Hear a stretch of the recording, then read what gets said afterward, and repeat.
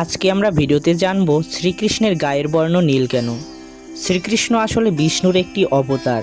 আমরা সবাই জানি শ্রীকৃষ্ণের মাথায় ময়ূর পাখা, হাতে বাঁশি আর মুখে ভুবন ভোলানো হাসি থাকে। তবে শ্রীকৃষ্ণের গায়ের বর্ণ কিন্তু নীল। আপনাদের জানাবো শ্রীকৃষ্ণের গায়ের বর্ণ নীল কেন। এই নিয়ে নানা ধরনের প্রচলিত আছে মতামত। কেন কৃষ্ণের গায়ের রং নীল? একটি হলো এগুলোর মধ্যে পৌরাণিক কাহিনী অনুযায়ী অষ্টম অবতার শ্রীকৃষ্ণ বিষ্ণুর। ভগবান বিষ্ণু সর্বদাই গভীর সমুদ্রে বসবাস করেন। এই সাগরে বসবাস করার জন্যই শ্রীকৃষ্ণের গায়ের রং নীল হয়েছে। অন্য একটি কাহিনী হলো যে ছোটবেলায় কৃষ্ণকে হত্যা করার জন্য তার মামা কংস পুতনা নামক এক রাক্ষসীকে পাঠায়। ওই রাক্ষসী এসে কৃষ্ণকে বিষ মেশানো দুগ্ধ পান করায়, কিন্তু কৃষ্ণের মৃত্যু হয় না, বরং পুতনা রাক্ষসী মারা যায়।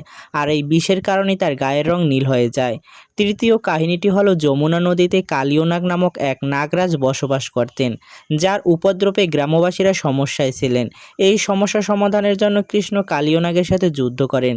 যুদ্ধের সময় কালীয়নাগের থেকে নির্গত বিষের প্রকোপে শ্রীকৃষ্ণের গায়ের রং নীল হয়ে যায়। শ্রীকৃষ্ণের জন্ম হয়েছিল বিশ্বের সকল দুষ্টদের দমন করে ধর্ম প্রতিষ্ঠা করার জন্য। আর বলা হয় শ্রীকৃষ্ণের এই নীল রং শুধু তারাই দেখতে পারেন যারা সত্যিকারের শ্রীকৃষ্ণের ভক্ত। তাই একবার প্রেম ছে বলুন, জয় শ্রীকৃষ্ণ।